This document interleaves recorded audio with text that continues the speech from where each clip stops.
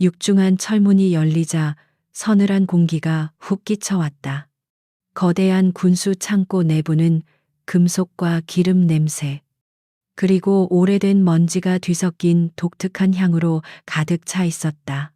천장의 희미한 조명 아래 강철 선반들이 끝없이 이어져 있었고 그 위에는 군의 혈관을 흐르는 물자들, 즉 총기와 장비, 보급품들이 질서정연하게 쌓여 있었다.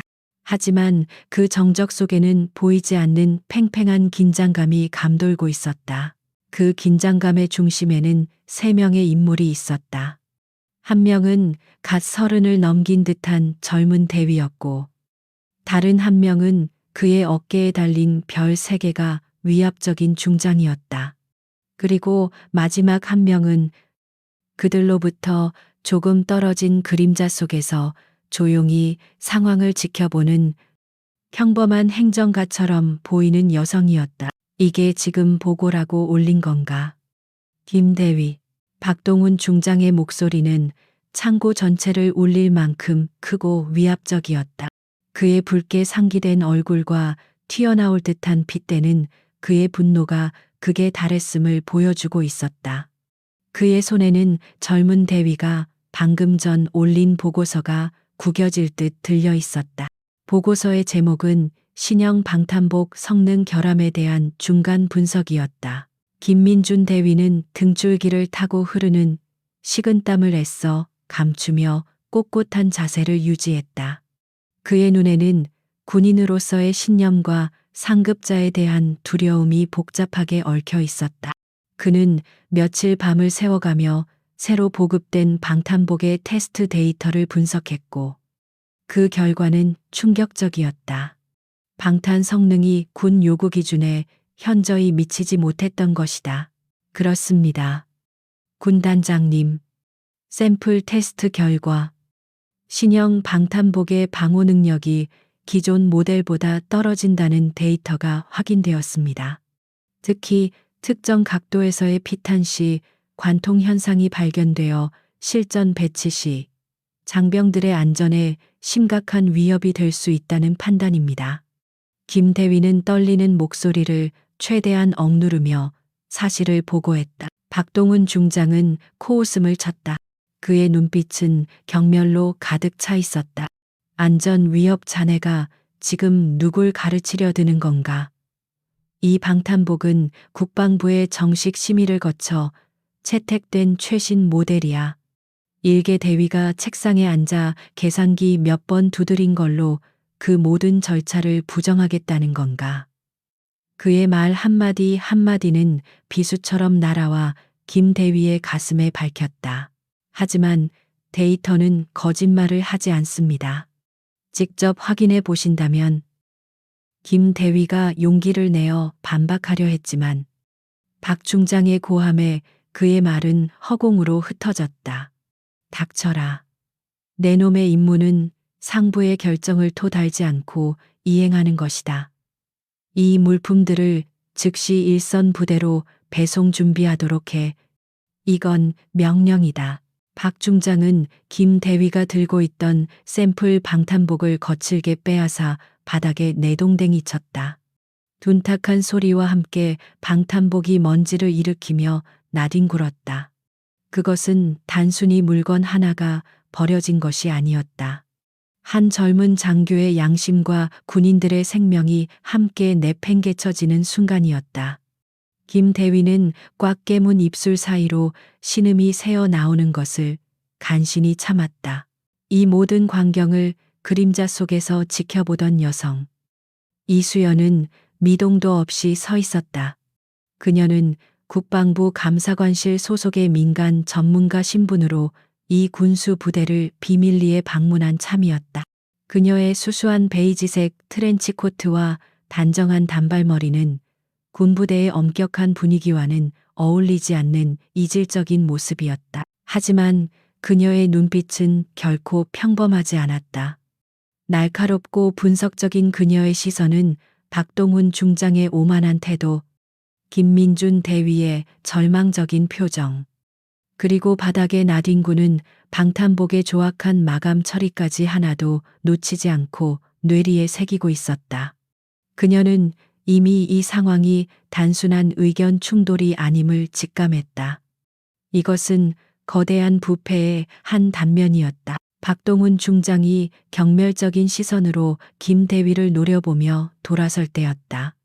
이수연이 그림자 속에서 천천히 걸어 나왔다. 또각, 또각. 그녀의 구두 소리가 정적을 깨고 창고 안에 울려 퍼졌다. 갑작스러운 제3자의 등장에 박 중장과 그의 부관들은 물론 김 대위조차 놀란 눈으로 그녀를 쳐다보았다. 잠깐만요. 중장님. 그녀의 목소리는 나긋나긋했지만 그 안에는 사람을 집중시키는 힘이 있었다. 제가 저 방탄복을 한번 살펴봐도 되겠습니까? 그녀는 바닥에 떨어진 방탄복을 가리키며 말했다. 그녀의 태도는 지극히 정중했지만 그 어떤 위압감보다도 더 무겁게 공간을 짓눌렀다. 박동훈 중장은 미간을 찌푸렸다. 그는 자신의 권위에 감히 도전하는 듯한 이 상황이 불쾌하기 짝이 없었다.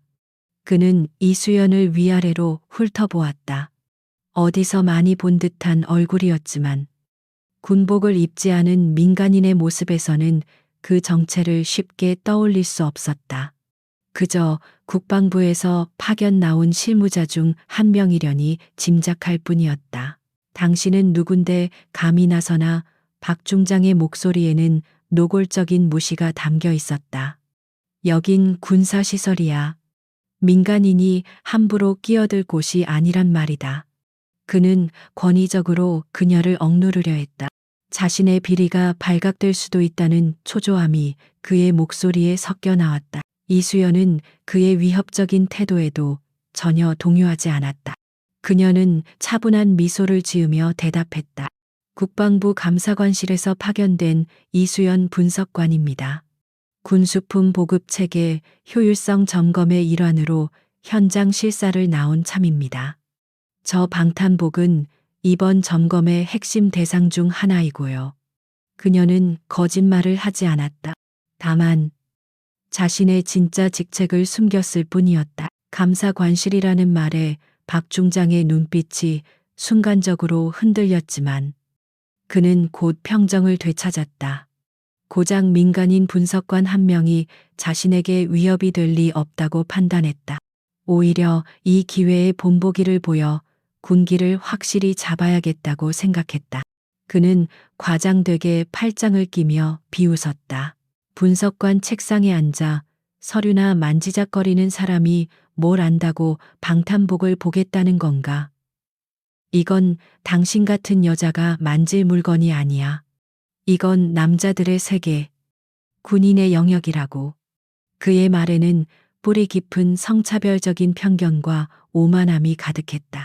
그는 이 여성을 공개적으로 망신시켜 김 대위와 다른 부하들 앞에서 자신의 권위를 재확인하고 싶었다. 그의 모욕적인 발언에도 이수연의 표정에는 변화가 없었다. 그녀는 오히려 한 걸음 더 다가섰다. 그녀의 침착함은 박동훈 중장을 더욱 초조하고 화나게 만들었다. 그는 자신이 무시당하고 있다는 느낌을 받았다. 분노가 그의 이성을 마비시키기 시작했다.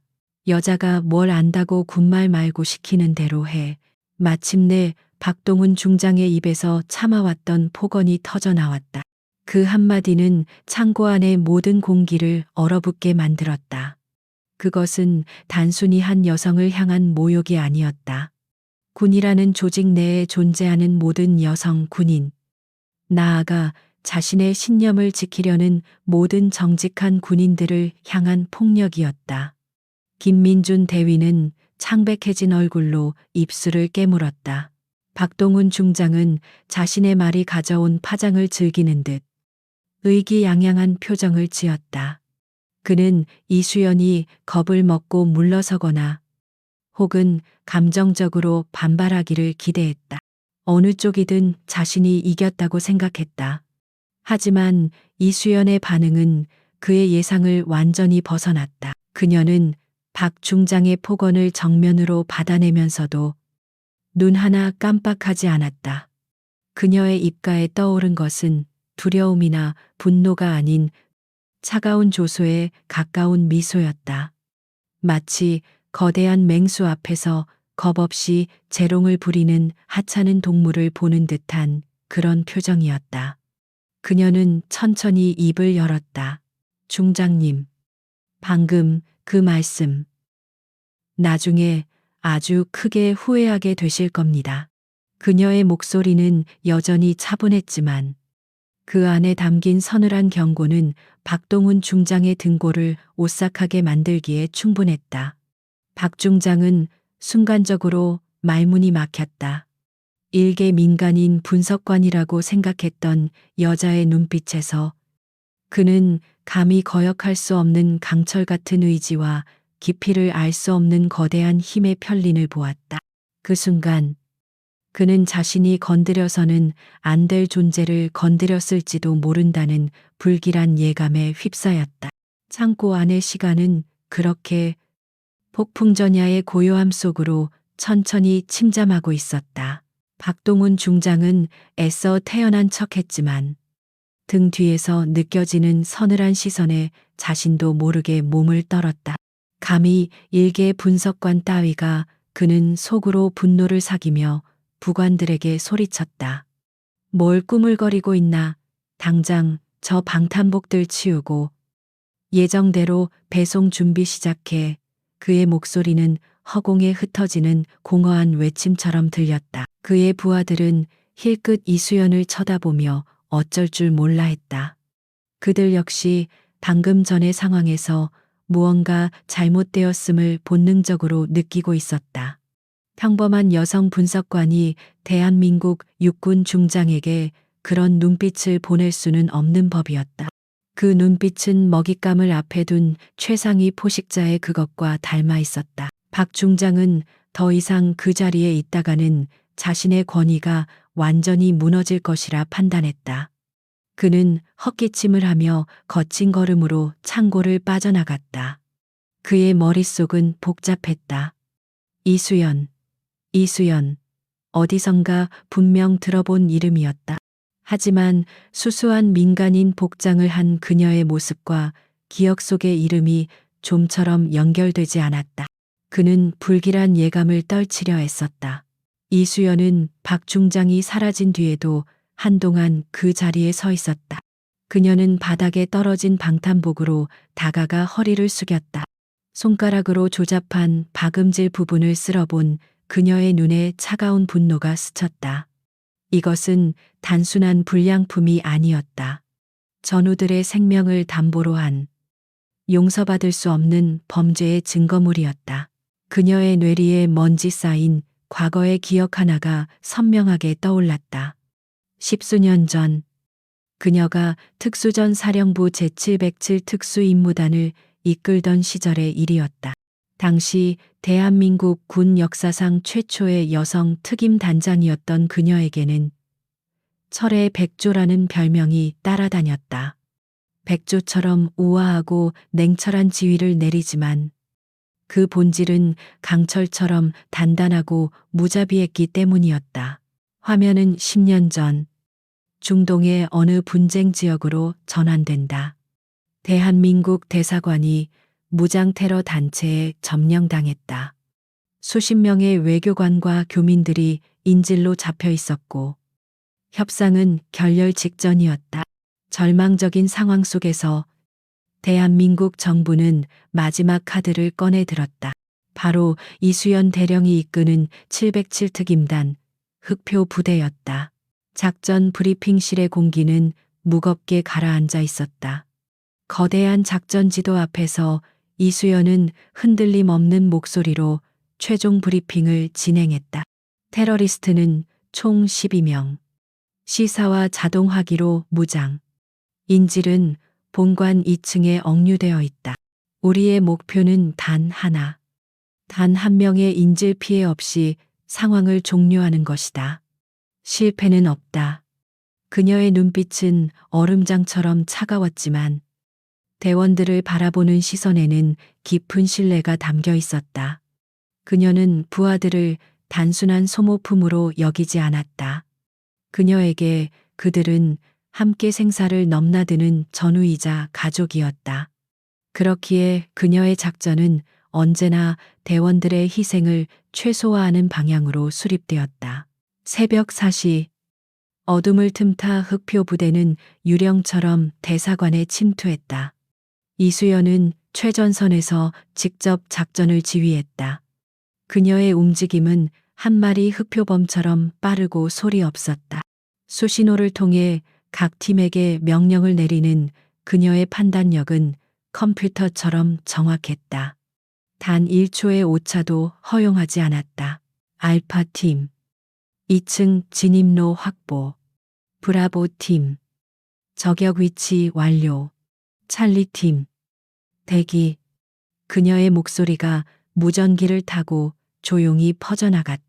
마침내 그녀의 신호에 따라 모든 것이 일사불란하게 움직였다. 섬광탄이 터지고 굳게 닫혔던 문들이 폭파되었다. 총성이 울려 퍼지는 아수라장 속에서 이수연은 가장 먼저 내부로 진입했다. 그녀는 두 자루의 권총을 든 채 춤을 추듯 움직이며 테러리스트들을 제압했다. 그녀의 사격은 잔혹할 정도로 정확했다. 모든 총알은 정확히 급소를 관통했고 불필요한 유혈 낭비는 없었다. 작전 개시 5분 만에 모든 테러리스트가 무력화되었다. 인질들은 모두 무사했다. 그리고 단 한 명의 부대원도 잃지 않았다. 이것이 바로 철의 백조 이수연이었다.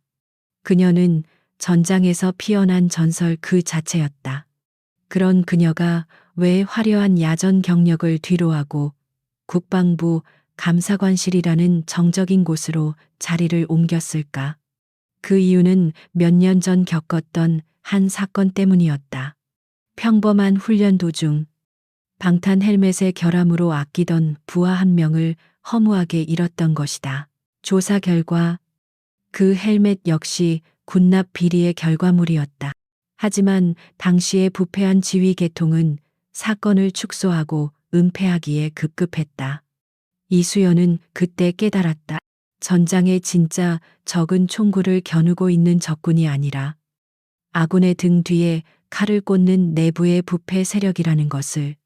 그녀는 피로 얼룩진 전장을 떠나 썩어 빠진 군의 심장부를 도려내기 위한 새로운 전쟁을 시작하기로 결심했다. 국방부 장관은 그녀의 오랜 전우이자 그녀의 능력을 누구보다 신임하는 인물이었다. 그는 이수연에게 전권을 부여하며 군 내부의 비리를 척결해달라고 부탁했다. 그리고 그녀의 첫 번째 목표가 바로 군수사령부의 실세, 박동훈 중장이었던 것이다. 한편 자신의 집무실로 돌아온 박동훈 중장은 초조하게 담배를 태우고 있었다. 그는 수화기를 들어 어딘가로 전화를 걸었다. 나 박동훈인데 오늘 감사관실에서 웬 여자 하나가 나왔었어. 이수연이라고 하던데 한번 알아봐. 그리고 자네들 물건 정말 문제없는 거 확실한가? 그의 목소리에는 불안감이 가득했다. 수화기 너머에서는 능글맞은 목소리가 흘러나왔다. 아이, 중장님, 뭘 그런 걸 걱정하십니까? 저희 대한 디펜스 솔루션 제품입니다. 서류상으로는 미군 특수부대가 쓰는 것보다 더 성능이 좋습니다. 설령 문제가 좀 있더라도 서류가 완벽한데 누가 증명하겠습니까? 돈이 오간 장부가 우리 손에만 있는 것도 아니지 않습니까? 전화를 건 상대는 방산업체 대한 디펜스 솔루션의 대표이자 박 중장의 오랜 동업자였다. 둘은 수년간 군수품 품질을 속이고 가격을 부풀려 막대한 비자금을 조성해왔다. 이번 신형 방탄복권은 그들의 마지막 작품이었다. 이 한 것만 성공시키면 둘은 천문학적인 돈을 손에 쥐고 화려하게 은퇴할 계획이었다. 박 중장은 전화를 끊고 나서도 찜찜함을 감출 수 없었다. 이수연이라는 이름과 그녀의 차가운 눈빛이 뇌리에서 떠나지 않았다. 그는 부관을 불러 다시 한번 그녀의 신원을 확실히 알아보라고 지시했다. 거대한 부패의 성벽을 쌓아 올린 그는 그 성벽에 작은 균열이 생기기 시작했다는 사실을 아직 깨닫지 못하고 있었다. 같은 시각, 이수연은 군수창고를 나와 자신의 차에 올랐다. 그녀는 차가운 분노를 가라앉히고 다시 냉철한 분석관의 모습으로 돌아왔다. 그녀는 보안 처리된 노트북을 열어 오늘의 상황을 기록했다. 박동훈 중장. 예상대로 부패 혐의 농후, 직접적인 증거 확보를 위한 추가 조치 필요. 2단계 계획 실행. 수익 단단. I hope that's not gone. 그녀의 손가락이 키보드 위를 빠르게 움직였다. 그녀의 머릿속에는 이미 박동훈의 숨통을 조일 계획이 치밀하게 세워져 있었다. 과거 전장에서 테러리스트들을 소탕했던 것처럼 그녀는 이제 군 내부의 암적인 존재들을 하나씩 제거해 나갈 것이었다. 철의 백조의 두 번째 전쟁은 이제 막 서막을 올리고 있었다. 군수 창고를 떠난 이수연의 차는 번잡한 도심을 향해 조용히 미끄러졌다. 그녀는 룸미러로 자신을 따라오는 차량이 없는지 재차 확인한 뒤 인적이 드문 골목에 차를 세웠다. 그리고는 가방에서 군용 보안 규격을 훌쩍 뛰어넘는 완전히 암호화된 위성 전화를 꺼내 들었다. 단 하나의 번호가 입력되자 신호는 지구 반대편의 서버를 수십 번 우회하며 목적지를 찾아갔다. 나다. 수화기 너머에서 짧은 침묵이 흐른 뒤 익숙한 목소리가 답했다. 단장님, 오랜만입니다. 유령 박진우. 명받들 준비 끝났습니다. 목소리의 주인은 박진우 상사. 과거 707특임단에서 이수연의 지휘 아래 최고의 통신 및 사이버전 전문가로 활약했던 인물이었다. 저녁 후 그는 대한민국 최고의 화이트 해커가 되어 보이지 않는 전쟁터에서 활약하고 있었다. 작전명 별똥별. 목표는 군수사령부 박동훈 중장. 그리고 협력업체 대한 디펜스 솔루션이다. 이수연의 목소리는 간결하고 명확했다. 자금 흐름을 추적해. 차명 계좌. 해외 페이퍼 컴퍼니. 단 한 푼의 흐름도 놓치지 마라. 그리고 대한 디펜스 솔루션의 내부 서버에 침투해서 원본 계약서와 제품 테스트 데이터를 확보하도록. 알겠습니다. 저들에게는 인터넷에 연결된 모든 것이 저희의 감시망입니다. 24시간 내로 1차 보고 올리겠습니다. 박진우 상사의 목소리에는 절대적인 자신감과 옛 상관에 대한 변함없는 충성심이 묻어났다. 이수연은 그를 신뢰했다. 그녀가 수년간 양성한 비밀 네트워크는 국가 안보를 위협하는 내부의 적을 상대하기 위해 조용히 움직이기 시작했다. 보이지 않는 거미줄이 쳐지고 있었다. 한편 박동훈 중장은 집무실에서 초조하게 서성이고 있었다. 그는 부관으로부터 이수연이라는 이름의 민간인 분석관에 대한 신원 조회 결과를 보고받았다. 하지만 결과는 실망스러웠다. 육군 사관학교 출신도 학군 장교 출신도 아닙니다. 평범한 대학을 나와 행정직으로 군에 입문한 것으로 되어 있습니다. 경력 대부분은 후방부대 행정 업무이며 특이사항은 없습니다. 박 중장은 보고서를 집어 던졌다. 말이 되는 소리를 해. 그런 평범한 경력을 가진 여자가 감히 나한테 그런 눈빛을 보낼 수 있단 말인가. 그의 직감은 계속해서 경고 신호를 보내고 있었다. 그녀의 신상 정보는 너무나도 깨끗하고 평범해서 오히려 부자연스러웠다. 그것은 마치 누군가가 의도적으로 만들어낸 위장 신분처럼 느껴졌다. 그의 불안감은 점점 더 커져만 갔다. 그는 창밖을 내다보다가 건물 아래를 지나가는 베이지색 트렌치코트를 입은 여성의 모습에 소스라치게 놀랐다. 자세히 보니 전혀 다른 사람이었지만 그의 심장은 이미 차갑게 식어 있었다. 모든 것이 의심스러웠고 사방에 적의 눈이 있는 듯한 편집증적 불안에 시달리기 시작했다. 그날 저녁 김민준 대위는 한 통의 의문스러운 문자를 받았다. 김영철 대령님의 후배입니다. 아버님에 대해 드릴 말씀이 있으니 내일 저녁 7시 인사동 찻집 월화에서 뵙고 싶습니다. 김 대위의 아버지는 10년 전 작전 중 순직한 존경받는 군인이었다. 그는 잠시 망설였지만 아버지의 이름이 언급된 이상 약속을 거절할 수 없었다.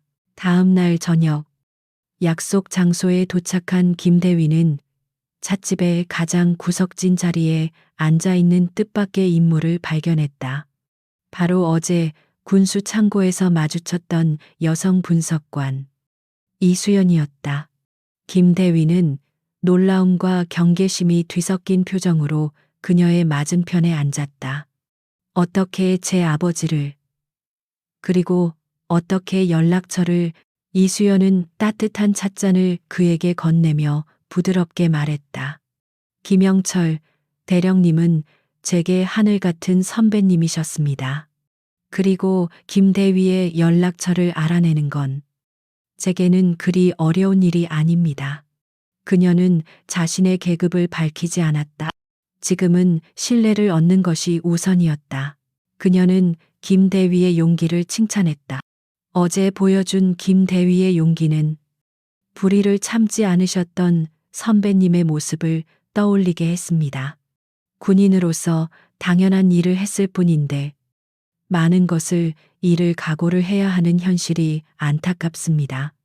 그녀의 진심 어린 말에 김 대위의 경계심이 조금씩 허물어지기 시작했다. 이수연은 본론으로 들어갔다. 박동훈 중장의 비리는 이번이 처음이 아닐 겁니다. 저는 그 뿌리를 뽑으려 합니다. 그러기 위해서는 김 대위의 도움이 필요합니다. 그녀는 김 대위가 가지고 있을 원본 테스트 데이터와 비리를 알고 있을지도 모를 다른 동료들에 대해 물었다. 김민준 대위는 깊은 고뇌에 빠졌다. 거대한 권력에 맞서는 것은 계란으로 바위를 치는 격이었다.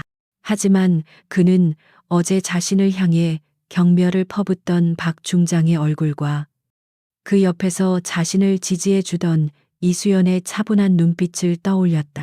그리고 아버지의 명예를 생각했다. 그는 마침내 결심을 굳혔다. 이 USB에 제가 분석한 원본 데이터가 모두 들어 있습니다. 보고서에는 차마 담지 못했던 더욱 심각한 결함에 대한 자료도 포함되어 있습니다. 그는 품속에서 작은 USB를 꺼내 이수연에게 건넸다. 그것은 단순한 데이터가 아니었다. 진실을 향한 그의 마지막 희망이었다. 이수연은 그것을 소중히 받아들며 약속했다. 김 대위의 용기가 헛되지 않도록 제가 모든 것을 걸겠습니다. 같은 시각 박동훈 중장은 더 이상 기다릴 수 없다고 판단했다. 이수연이라는 여자의 정체를 밝혀내지 못하는 상황에서 그녀가 계속해서 자신을 옥죄어 오는 듯한 압박감을 견딜 수 없었다. 그는 자신의 수족처럼 부리는 헌병대 대령에게 전화를 걸었다. 그의 목소리는 이전보다 훨씬 더 교활하고 냉혹해져 있었다. 강 대령, 자네가 직접 처리해야 할 일이 있다. 국방부에서 나온 이수연이라는 분석관. 손 좀 봐줘야겠어. 조용한 곳으로 데려가서 다시는 내 앞에 얼쩡거리지 못하도록 확실하게 경고해. 이건 단순한 경고가 아니야. 무슨 수를 써서라도 그녀의 입을 막으란 말이다. 이것은 선을 넘는 짓이었다. 박동훈은 자신의 불안감을 해소하기 위해 결국 돌이킬 수 없는 다리를 건너고 말았다. 그의 어리석은 명령은 잠자는 철의 백조의 깃털을 건드린 것과 같았다. 박동훈 중장의 은밀한 명령은 즉시 헌병대 강철민 대령에게 전달되었다. 강 대령은 박 중장의 군 생활 내내 그의 온갖 더러운 일을 처리해온 충실한 사냥개였다. 그는 출세를 위해서라면 수단과 방법을 가리지 않는 인물이었고 박 중장의 명령을 자신의 경력을 위한 또 다른 기회로 여겼다. 고작 여자 분석관 하나 손봐주는 것뿐인데 뭘 그리 호들갑이십니까? 강 대령은 전화기 너머에 박 중장을 안심시켰다. 걱정 마십시오. 제 밑에 있는 놈들 몇 명만 보내면 다시는 중장님 심기를 건드리는 일 없도록 버릇을 단단히 고쳐놓겠습니다.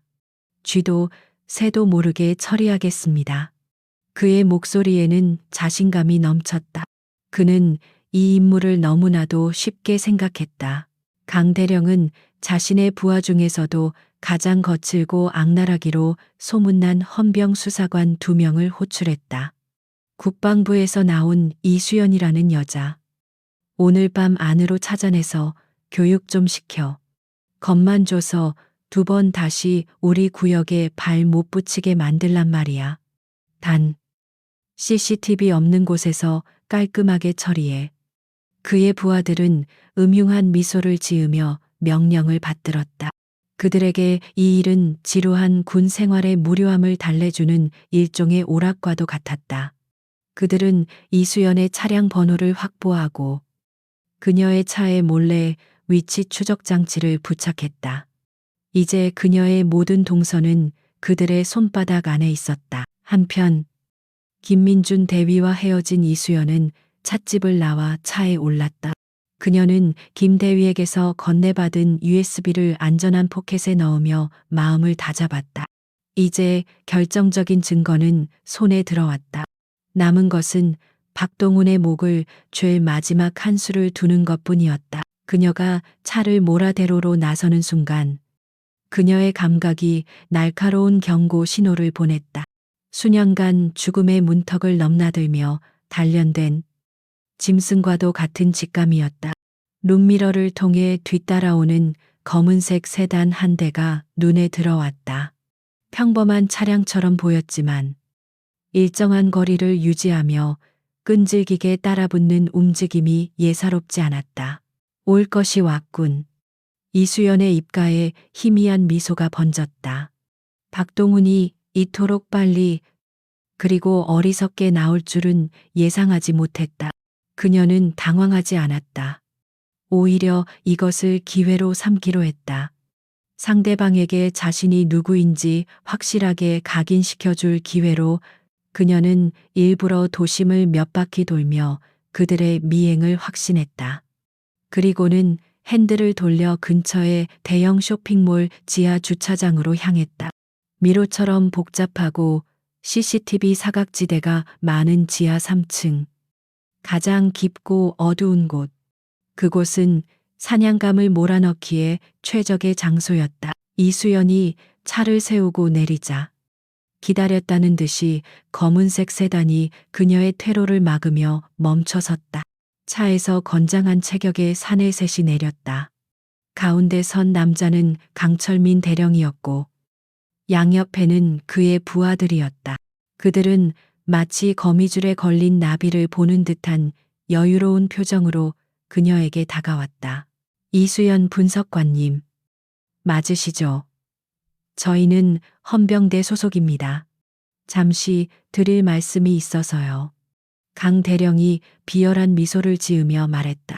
그의 말투는 정중했지만 눈빛은 사냥감을 희롱하는 포식자의 그것이었다. 이렇게 어두운 곳까지 일부러 찾아오신 걸 보니 저희가 왜 왔는지 이미 알고 계신 것 같군요. 이수연은 아무 말 없이 그들을 바라보았다. 그녀의 침묵은 상대방을 더욱 오만하게 만들었다. 부하 중 한 명이 한 걸음 나서며 그녀를 위협했다. 얌전히 따라오는 게 좋을 거야. 괜히 저항하다가 다치기라도 하면 우리만 곤란해지거든. 여자가 험한 꼴 당하기 전에 말이야. 그 순간 강 대령이 직접 나섰다. 그는 이수연의 어깨를 거칠게 잡아채려 했다. 좋은 말로 할 때 우리 차에 타시지. 박동훈 중장님께서 당신에게 전할 말이 있다고 하시더군. 그의 손이 그녀의 트렌치 코트에 닿으려는 찰나였다. 모든 것이 순식간에 일어났다. 강 대령의 손이 닿기도 전에 이수연의 몸이 용수철처럼 반응했다. 그녀는 반보 물러서며 강 대령의 팔을 잡아챘다. 그리고는 그의 힘과 체중을 역이용하여 부드럽게 몸을 회전시켰다. 우드득 하는 소름 끼치는 소리와 함께 강 대령의 팔은 인간의 관절이라고는 믿을 수 없는 각도로 꺾였다. 크악 강 대령의 입에서 비명이 터져 나왔다. 거구의 헌병 대령은 힘 한 번 써보지 못하고 바닥에 무릎을 꿇었다. 양옆에 있던 부하들이 경악하며 달려들었다. 한 명은 허리춤에서 삼단봉을 꺼내 들었고 다른 한 명은 주먹을 휘두르며 돌진했다. 이수연은 조금의 망설임도 없었다. 그녀는 삼단봉을 든 남자의 손목을 안쪽으로 꺾어 가볍게 무기를 빼앗았다. 그리고는 그 힘을 그대로 이용해 다가오던 다른 남자의 복부를 가격했다. 억소리와 함께 남자는 숨을 쉬지 못하고 쓰러졌다. 이 모든 것이 단 3초 만에 벌어진 일이었다. 마지막 남은 부하는 겁에 질려 뒷걸음질 쳤다. 이수연은 빼앗은 삼단봉을 가볍게 한번 휘둘러 보였다. 더 해볼 텐가. 그녀의 목소리는 얼음처럼 차가웠다. 부하는 공포에 질려 고개를 저으며 무기력하게 주저앉았다. 불과 10초 전까지만 해도 자신만만했던 3명의 헌병은 이제 차가운 주차장 바닥에서 신음하며 뒹굴고 있었다. 이수연은 머리카락 한 올 흐트러지지 않은 모습으로 그들 앞에 섰다. 그녀의 모습은 더 이상 평범한 분석관이 아니었다. 수많은 적들을 침묵시켜 온 인간병기, 철의 백조 그 자체였다. 그녀는 팔이 꺾인 채 고통스러워하는 강 대령에게 다가가 그의 멱살을 잡아 올렸다. 공포에 질린 그의 눈을 똑바로 쳐다보며 그녀는 나지막이 속삭였다. 강 대령. 박동훈 중장에게 똑똑히 전해. 그녀의 목소리는 조용했지만 그 안에는 지옥의 한기 같은 살기가 담겨 있었다. 이것이 첫 번째이자 마지막 경고라고. 한 번만 더 내 눈앞에 하찮은 짓을 벌인다면 그때는 내 놈들의 군복을 벗기는 것에서 끝나지 않을 거라고 말이야. 다음은 없을 거다. 이수연은 강 대령을 바닥에 내팽개치고는 돌아섰다. 그녀는 아무 일도 없었다는 듯 자신의 차에 올라탔다. 부드러운 엔진음과 함께 그녀의 차가 어둠 속으로 사라졌다. 지하 주차장에는 세 남자의 고통스러운 신음과 굴욕감, 그리고 뼛속까지 스며드는 공포만이 남아 있었다.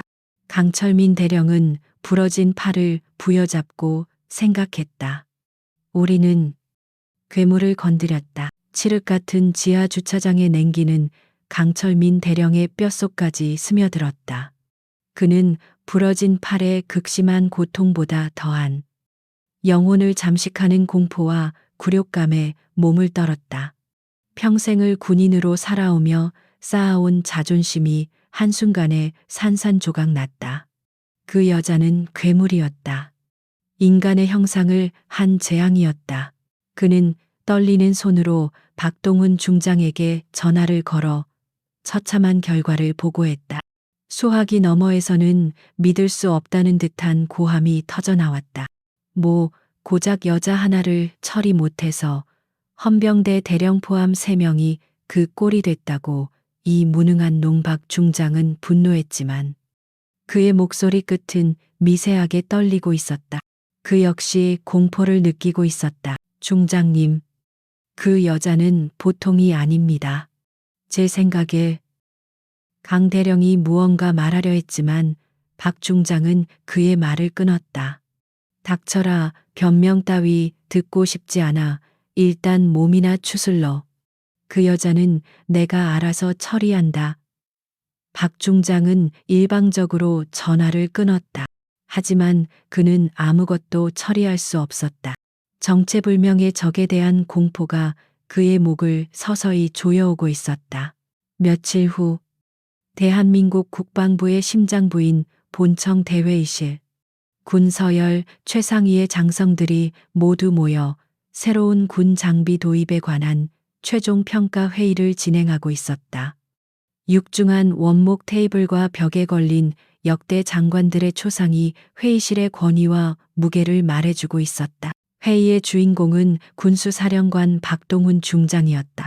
며칠간의 불안과 공포를 애써 감춘 그는 자신의 경력에 활용점정을 찍을 이 순간을 위해 모든 것을 걸었다. 그는 자신이 준비한 조작된 데이터와 화려한 프레젠테이션 자료를 통해 신형 방탄복 도입의 타당성을 역설하고 있었다. 존경하는 장관님, 그리고 선후배 장군님들 보시는 바와 같이 이번에 도입된 신형 방탄복은 기존 모델에 비해 월등한 방호력과 경량화를 동시에 구현한 우리 군의 전투력을 한 단계 격상시킬 혁신적인 장비입니다. 그의 목소리는 자신감으로 가득 차 있었고 능숙한 언변으로 회의의 분위기를 완전히 장악하고 있었다. 그가 제시하는 그래프와 수치들은 완벽해 보였다. 몇몇 장군들은 고개를 끄덕이며 그의 발표에 동조했다. 모든 것이 그의 계획대로 흘러가고 있었다. 그는 슬쩍 국방부 장관의 표정을 살폈다. 장관은 무표정한 얼굴로 서류만 뒤적이고 있었다. 박 중장은 이를 자신의 완벽한 발표에 대한 암묵적인 동의라고 제멋대로 해석했다. 이는 오직 조국을 위하는 마음으로 밤낮 없이 노력한 우리 군수사령부의 값진 성과입니다. 이를 통해 우리 장병들은 더욱 안전한 환경에서 국방의 의무를 수행할 수 있게 될 것입니다. 박동훈 중장이 감격에 찬 목소리로 발표의 마지막을 장식하며 허리를 숙였다. 그의 눈앞에 더 높은 계급과 화려한 미래가 펼쳐지는 듯했다. 바로 그 순간이었다. 육중한 회의실의 양쪽 문이 소리 없이 안으로 열렸다. 회의의 흐름을 깨는 갑작스러운 등장에 모든 장성들의 시선이 문으로 쏠렸다. 박동훈 중장 역시 미간을 찌푸리며 누구인지 확인하려 고개를 돌렸다. 한 여성이 회의실 안으로 들어서고 있었다. 또각, 또각. 그녀의 구두 소리는 회의실의 권위적인 침묵을 깨고 모든 이의 심장을 울리는 듯했다. 처음에는 다들 어리둥절한 표정이었다. 하지만 그녀가 조명 아래로 완전히 모습을 드러냈을 때 회의실 안의 공기는 순식간에 얼어붙었다. 그녀는 더 이상 수수한 베이지색 트렌치 코트를 입은 민간인 분석관이 아니었다. 각 잡힌 진녹색 장군 정복. 한치의 흐트러짐도 없는 자세. 어깨 위에서는 대한민국 육군 소장을 상징하는 두 개의 별이 서리빨처럼 빛나고 있었다. 가슴에는 그녀가 전장에서 목숨을 걸고 받아낸 무공훈장들이 빼곡히 달려 그녀가 걸어온 영광의 역사를 증명하고 있었다. 그녀는 바로 이수연이었다. 회의실 안에 있던 모든 장성들의 눈이 경악으로 커졌다. 수군거리는 소리가 파도처럼 번져나갔다. 이수연. 이수연 소장 설마. 707의 전설. 철의 백조가 왜 여기에. 그녀의 이름과 별명은 군 내에서 살아있는 신화였다. 가장 먼저 정신을 차린 것은 합참의장이었다. 그는 자리에서 벌떡 일어나 그녀를 향해 거수 경례를 붙였다. 충성 그의 행동을 신호탄으로. 회의실에 있던 모든 장성들이 일제히 자리에서 일어나 이수연을 향해 경례했다. 계급의 높고 낮음을 떠나 전설적인 영웅에 대한 군인으로서의 존경과 예우였다. 하지만 단 한 사람, 박동훈 중장만은 그 자리에 얼어붙은 채 서 있었다. 그의 얼굴에서는 핏기가 완전히 사라져 마치 밀랍 인형처럼 하얗게 질려 있었다. 자신만만하던 미소는 공포와 절망으로 일그러졌다.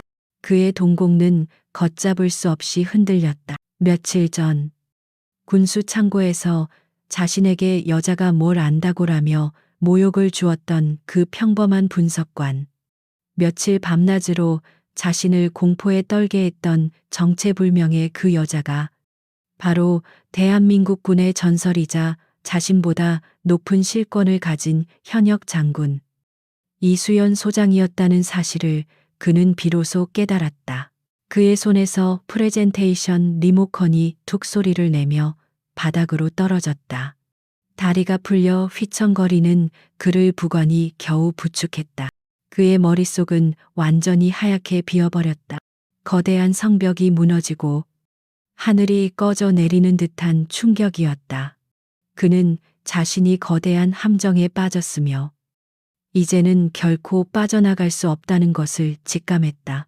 이수연은 자신에게 �쏟아지는 수십 개의 시선과 경례를 받으며 천천히 회의실을 가로질렀다. 그녀의 시선은 오직 한 곳. 넋이 나간 채 서 있는 박동훈 중장에게 고정되어 있었다.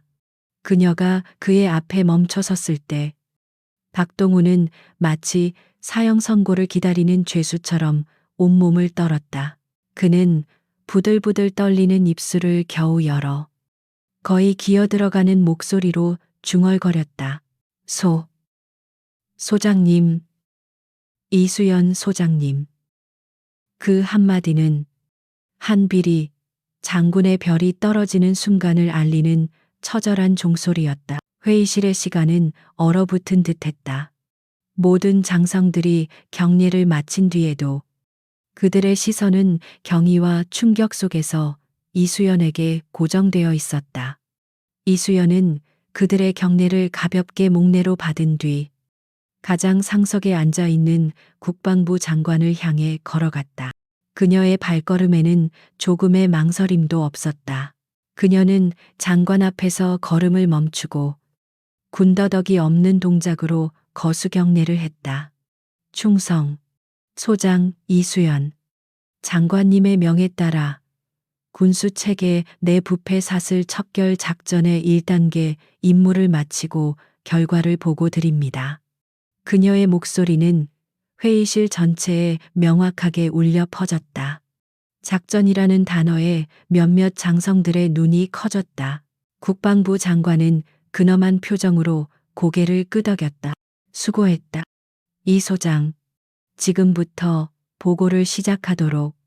장관의 허락이 떨어지자 이수연은 몸을 돌려 회의실 중앙 박동훈 중장이 얼어붙어 있는 단상을 향했다. 그녀의 눈빛은 한 점의 감정도 담고 있지 않아 더욱 섬뜩했다. 그녀는 바닥에 떨어진 리모컨을 주워들고 자신의 팀원이자 유령 박진우 상사에게 눈짓을 보냈다. 정복 차림으로 회의실 구석에 대기하고 있던 박 상사는 즉시 노트북을 조작했다. 박동훈 중장의 화려한 발표 자료가 떠있던 대형 스크린은 암전되었다가 곧 새로운 화면으로 바뀌었다. 화면 중앙에는 작전명 별동 별 최종 보고라는 서늘한 제목이 떠 있었다. 방금 전 박동훈 중장께서는 신형 방탄복의 우수성에 대해 열변을 토하셨습니다. 하지만 그 모든 것은 완벽하게 조작된 거짓말입니다. 이수연은 서두 없이 바로 핵심을 찔렀다.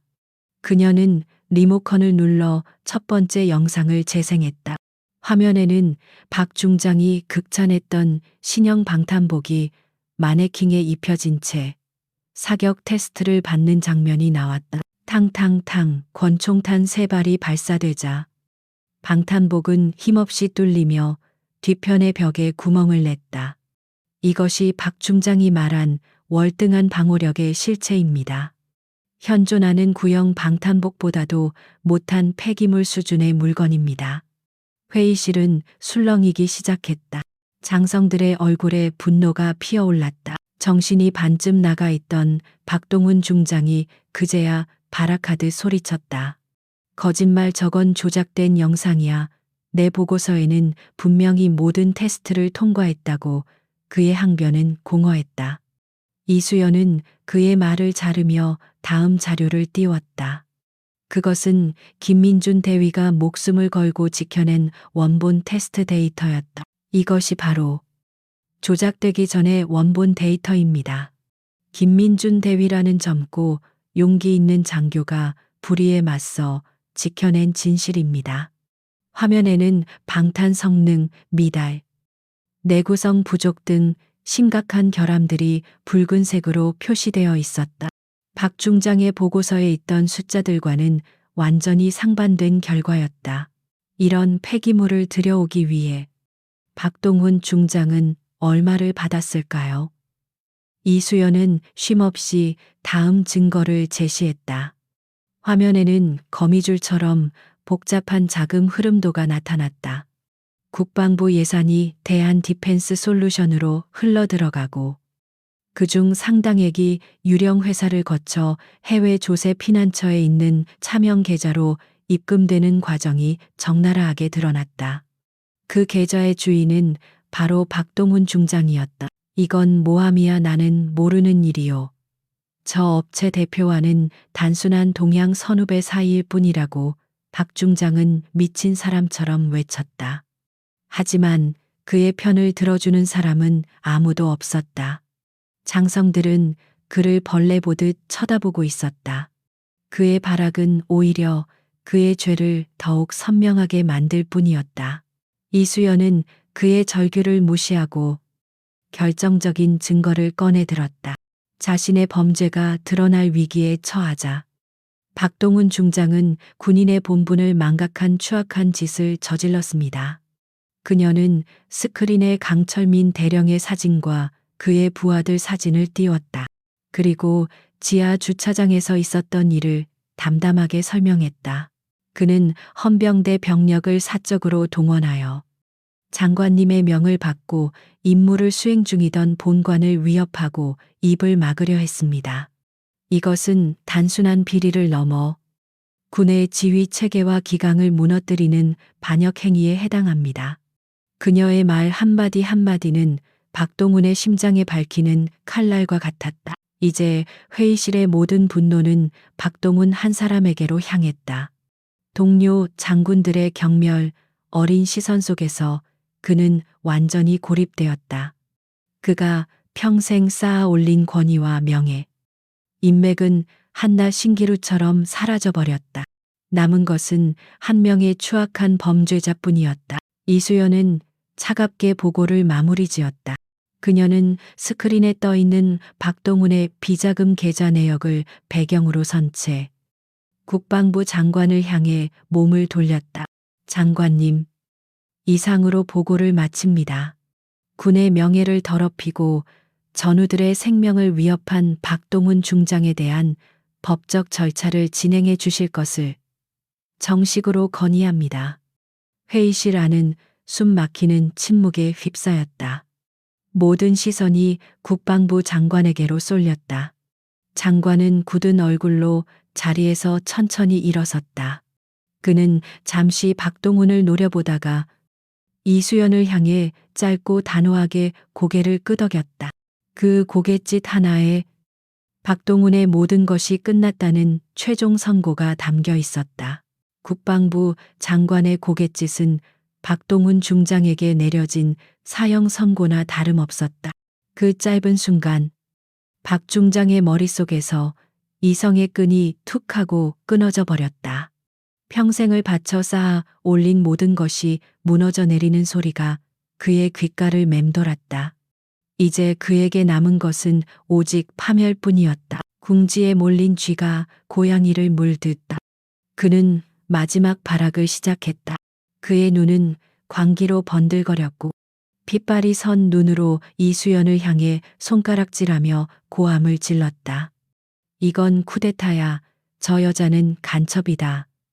군 수뇌부를 이간질시켜 우리 군을 무너뜨리려는 음모라고 그의 목소리는 이성을 잃고 회의실 전체를 광적으로 울렸다. 다른 장성들은 그의 추한 모습에 미간을 찌푸렸지만 누구도 섣불리 나서지 않았다. 이 상황의 마무리는 오롯이 이수연 소장과 국방부 장관의 몫이라는 것을 알고 있었기 때문이다. 박동훈은 자신의 곁에 뻣뻣하게 굳어 서 있는 두 명의 부관에게 눈을 돌렸다. 뭘 하고 있나? 이 멍청한 놈들아, 저 여자를 당장 체포해 상관에 대한 하극상을 저지른 반역자다. 이건 명령이다. 그의 명령은 절박했지만 두 부관은 어찌할 바를 모르고 망설였다. 눈앞의 여성은 현역 소장이었고 회의실에는 국방부 장관을 비롯한 군 최고위급 인사들이 모두 지켜보고 있었다. 명령이 안 들리나 당장 체포하지 못해 박 중장의 광기 어린 외침이 다시 한번 터져나왔다. 결국 더 어리석고 충성심이 강했던 한 명의 부관이 이성을 잃고 움직이기 시작했다. 그는 허리춤에서 권총을 뽑아들 자세를 취하며 이수연을 향해 돌진했다. 꼼짝 마, 움직이면 쏜다. 그의 어리석은 행동에 회의실의 모든 장성들이 경악했다. 하지만 그들의 경악이 채 끝나기도 전에 이수연의 몸이 움직였다. 그녀는 돌진해 오는 부관을 향해 정면으로 맞서는 대신 반보 옆으로 비켜서며 그의 팔을 가볍게 흘렸다. 부관은 자신의 힘을 이기지 못하고 앞으로 고꾸라지며 거대한 회의 테이블에 머리를 쳐박았다. 두 번째 부관은 동료가 허무하게 쓰러지는 것을 보고 당황하여 허리춤에 권총에 손을 댔다. 하지만 그가 권총을 뽑기도 전에 이수연은 이미 그의 눈앞에 와 있었다. 그녀의 손날이 번개처럼 그의 손목을 내리쳤다. 악 하는 비명과 함께 부관의 손에서 힘이 빠졌고 이수연은 그의 목덜미를 정확히 가격하여 그대로 의식을 잃게 만들었다. 모든 것이 단 몇 초 만에 일어났다. 두 명의 장교가 속수무책으로 쓰러지자 박동훈은 이제 완전히 이성을 상실했다. 이 반역자 같은 년, 그는 짐승처럼 울부짖으며 근처에 있던 묵직한 유리 물주전자를 집어들고 이수연을 향해 달려들었다. 그의 마지막, 그리고 가장 추한 발악이었다. 이수연은 그의 유치한 공격을 가볍게 피했다. 그녀는 박 중장의 손목을 잡아채 물주전자를 떨어뜨리게 한 뒤 그의 몸을 잡아 돌렸다. 육중한 그의 몸이 균형을 잃고 앞으로 넘어지는 순간 이수연의 손이 우연을 가장하여 그의 어깨 견장을 강하게 후려쳤다. 지지직 하는 날카로운 소리와 함께 박동훈 중장의 권위와 자존심의 상징이었던 세 개의 별이 달린 견장이 어깨에서 뜯겨져 나갔다. 은빛 별들은 공중에서 잠시 빛을 발하다가 차가운 대리석 바닥 위로 쨍그랑 소리를 내며 떨어져 흩어졌다. 그의 별이 문자 그대로 땅에 떨어진 순간이었다. 이수연은 넘어진 그의 등을 무릎으로 찍어 누르고 팔을 등 뒤로 꺾어 완벽하게 제압했다. 한때 군수사령부를 호령하던 중장은 이제 힘 한번 제대로 써보지 못하고 바닥에 얼굴을 처박은 채 고통스러운 신음만 내뱉고 있었다. 그의 모든 것이 끝났다. 회의실은 다시 한번 완전한 침묵에 휩싸였다. 장성들은 눈앞에서 벌어진 일을 믿을 수 없다는 듯 경외감마저 담긴 눈으로 이수연을 바라보았다. 그녀의 움직임은 군더더기 없이 효율적이었고 압도적이었다. 그것은 폭력이 아니라 완벽하게 통제된 진압이었다.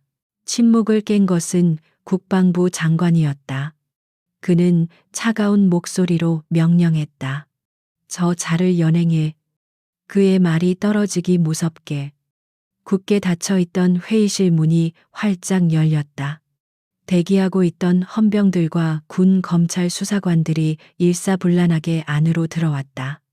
모든 것은 이수연과 장관의 계획 아래 완벽하게 준비되어 있었다. 수사관들은 바닥에 제압된 박동훈에게 다가가 미란다 원칙을 고지했다. 박동훈 중장, 당신을 군형법상 뇌물수수, 직권남용, 그리고 상관에 대한 특수폭행미수 혐의로 긴급 체포합니다. 박동훈은 아무런 저항도 하지 못했다. 그의 눈에서는 광기마저 사라지고 오직 텅 빈 절망만이 남아 있었다. 헌병들에게 양팔이 붙들려 끌려나가면서 그의 시선은 바닥에 떨어진 자신의 별들에 머물렀다. 한때는 하늘의 태양처럼 빛나던 그의 자부심이 이제는 차갑고 더러운 바닥 위에서 먼지 쌓인 채 뒹굴고 있었다. 한때 하늘을 호령하던 장군의 별이 떨어지던 날. 그 마지막은 이토록 비참하고 처절했다. 박동훈 중장이 짐승처럼 끌려나간 회의실에는 무거운 침묵만이 감돌았다. 바닥에 어지럽게 흩어져 있는 은빛 별들이 조금 전에 처절했던 상황을 말없이 증명하고 있었다. 장성들은 모두 굳은 표정으로 자리에 앉아 있었지만 그들의 눈빛에는 충격과 분노, 그리고 이수연 소장을 향한 경외감이 복잡하게 뒤섞여 있었다. 침묵을 깬 것은 군 검찰 단장이었다. 그는 이수연과 국방부 장관에게 다가와 정중하게 경례했다. 장관님, 소장님, 피의자 박동훈의 신병을 확보했습니다. 즉시 군수사령부와 관련 업체에 대한 압수수색 및 관련자 전원 소환 조사를 시작하겠습니다. 그의 목소리에는 단호한 의지가 실려 있었다. 이수연은 그에게 김민준 대위에게서 받은 USB와 박진우 상사가 정리한 자료들을 넘겼다.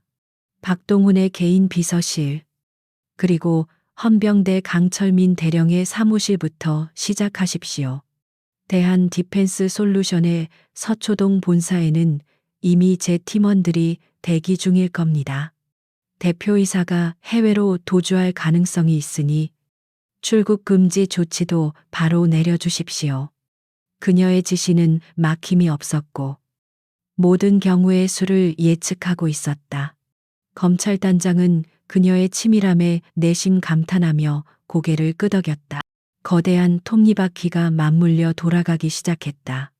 대한민국 군 창설 이래 최대 규모의 숙청 작업. 그 서막이 올랐다. 이수연의 지시가 떨어지기 무섭게 수십 개의 팀으로 나뉜 군, 검찰 수사관들이 일제히 움직였다. 한 팀은 군수사령부의 심장부인 박동훈의 집무실을 덮쳤다. 그의 충직한 부하들은 저항하려 했지만 서슬퍼런 수사관들의 기세 앞에 속수무책으로 무너졌다. 비밀 금고에서는 뇌물로 받은 것으로 보이는 금괴와 달러 뭉치가 쏟아져 나왔다. 같은 시각 다른 팀은 헌병대 본부에 들이닥쳤다. 병원에서 팔에 깁스를 한 채 초조하게 상황을 지켜보던 강철민 대령은 자신의 사무실에 들이닥친 수사관들을 보고 얼굴이 하얗게 질렸다. 그는 체포되는 순간까지도 자신이 건드린 상대가 누구였는지 실감하지 못했다. 가장 극적인 장면은 대한 디펜스 솔루션 본사에서 벌어졌다.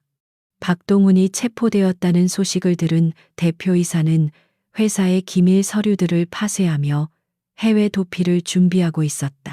하지만 그가 지하 주차장으로 내려갔을 때 그의 앞을 막아선 것은 이수연의 팀원들이었다. 그들은 유령처럼 나타나 그의 모든 퇴로를 차단했다. 숙청의 칼날은 여기서 멈추지 않았다. 박동훈에게 뇌물을 상납하고 진급 청탁을 했던 장교들, 불량 군수품의 문제를 알면서도 묵인했던 실무자들, 업체와 결탁하여 시험 성적서를 조작했던 연구원들까지 지난 수년간 박동훈이라는 거대한 암세포 주변에 기생하던 작은 종양들이 하나둘씩 그 모습을 드러냈다. 꼬리에 꼬리를 무는 조사 과정에서 부패의 규모는 상상을 초월할 정도로 거대하다는 것이 밝혀졌다. 그것은 단순히 한 개인의 비리가 아니었다. 군 조직 내부에 깊숙이 뿌리내린 거대한 부패의 카르텔이었다. 다시 국방부 대회의실. 박동훈이 끌려 나간 뒤 장관은 남은 장성들을 향해 입을 열었다. 그의 목소리는 무겁고 단호했다. 오늘 우리는 군의 가장 치욕스러운 모습을 목격했다. 하지만 부끄러워하고 숨기는 것만이 능사는 아니다. 썩은 부위는 도려내야 새살이 돋는 법이다. 이번 기회에 우리 군에 밝힌 모든 독버섯을 뿌리 뽑을 것이다. 장관은 이수연을 돌아보며 말했다. 이 모든 것을 가능하게 한 이수연 소장의 노고에 깊은 감사를 표한다. 이 시간부로 이수연 소장을 단장으로 하는 특별감찰단을 공식적으로 발족한다. 특별감찰단은 지휘고하를 막론하고 군내 모든 비리에 대한 수사 및 기소권을 갖는다. 장관의 선언은 회의실에 새로운 파장을 일으켰다. 그것은 이수연에게 군의 사법권을 틀어준 칼자루를 쥐어준 것이나 다름없었다. 이제 누구도 그녀의 앞을 막아설 수 없었다. 장성들은 이제 그녀를 존경과 경외를 넘어선 약간의 두려움마저 섞인 눈으로 바라보기 시작했다. 한때 박동훈과 가까웠던 몇몇 장군들은 자신들의 과거를 떠올리며 안색이 창백해졌다. 회의가 끝난 후 그들은 조심스럽게 이수연에게 다가와 수사에 적극 협조하겠다는 뜻을 밝혔다. 거대한 권력의 이동이 이루어지는 순간이었다. 이수연의 등장은 군 내부의 낮고 부패한 질서를 파괴하고 새로운 시대를 여는 신호탄이 되었다. 모두가 떠나고 텅 빈 회의실에 이수연은 홀로 남았다. 한쪽 구석에는 아까의 소동으로 어지러워진 의자와 서류들이 널브러져 있었다.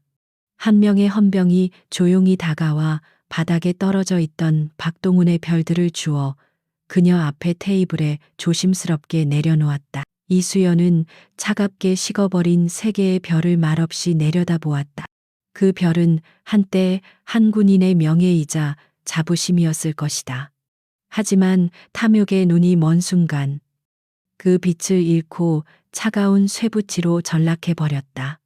그녀의 눈에는 승리자의 희열이 아닌 무거운 책임감과 씁쓸함이 감돌았다. 그녀의 진짜 전쟁은 이제부터 시작이었다. 박동훈 중장이 체포된 후 몇 주가 흘렀다.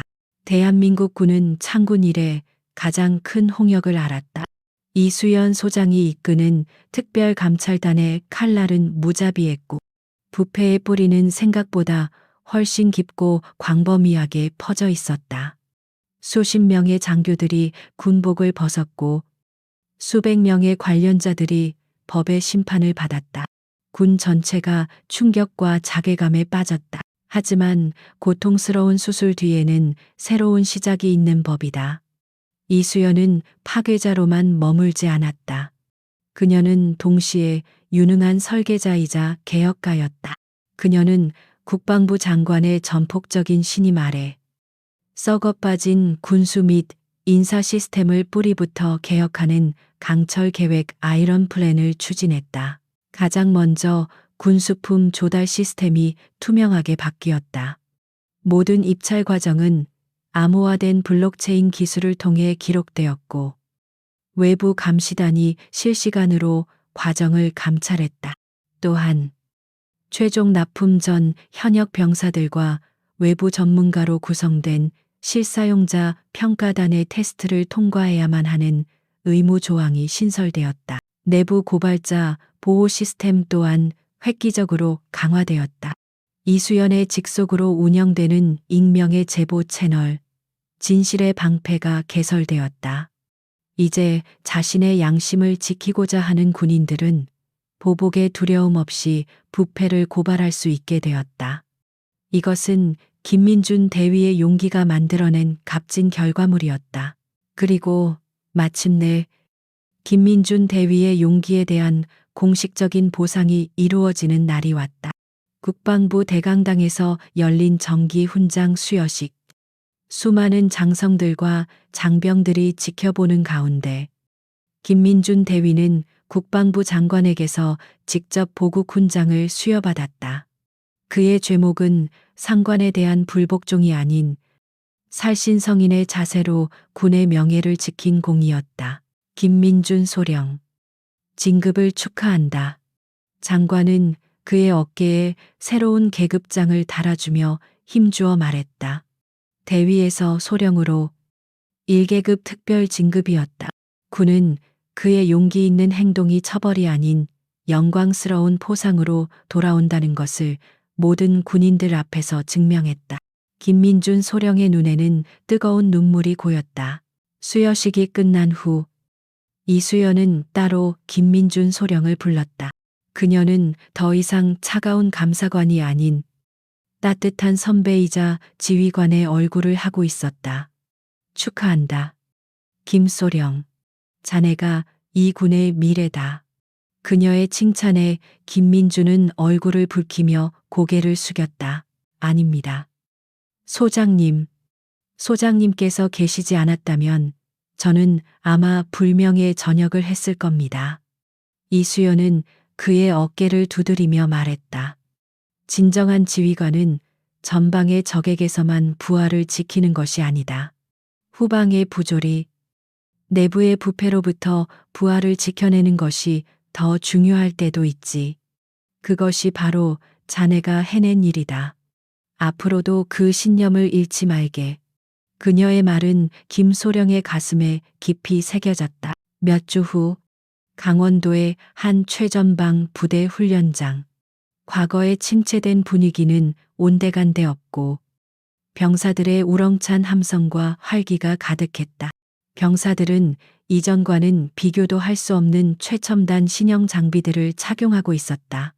가볍지만 방호력은 월등히 높은 방탄복, 정확도가 향상된 신형 소총, 통신 기능이 탑재된 헬멧까지 병사들의 얼굴에는 자신감과 신뢰가 넘쳤다.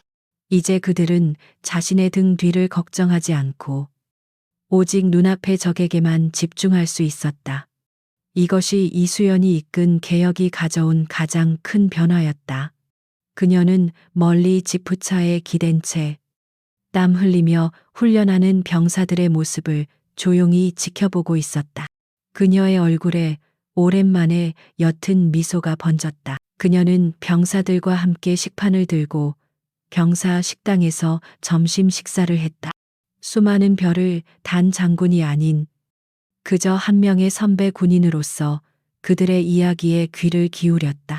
장비는 좋아졌는지, 훈련은 할 만한지, 부모님은 잘 계시는지, 병사들은 처음에는 그녀를 어려워했지만 곧 그녀의 소탈하고 진솔한 모습에 마음을 열었다. 그날 오후 김민준 소령이 이끄는 중대의 전술 훈련이 시작되었다. 그는 어느새 한 부대를 이끄는 늠름한 지휘관이 되어 있었다. 전원 진격하라. 서로를 믿고 장비를 믿고 나를 믿어라. 그의 목소리에는 이수연에게서 배운 리더십과 신념이 담겨 있었다. 병사들은 그의 지휘 아래 일사불란하게 움직였다. 이수연은 멀리 언덕 위에서 그 모습을 지켜보았다. 절망의 잿더미 속에서 피어난 새로운 희망의 씨앗이 이제는 늠름한 나무로 자라나고 있었다. 비리가 사라진 자리에는 신뢰가, 불신이 있던 자리에는 자부심이 채워지고 있었다. 군은 천천히 하지만 분명하게 제자리를 찾아가고 있었다. 새로운 여명이 밝아오고 있었다.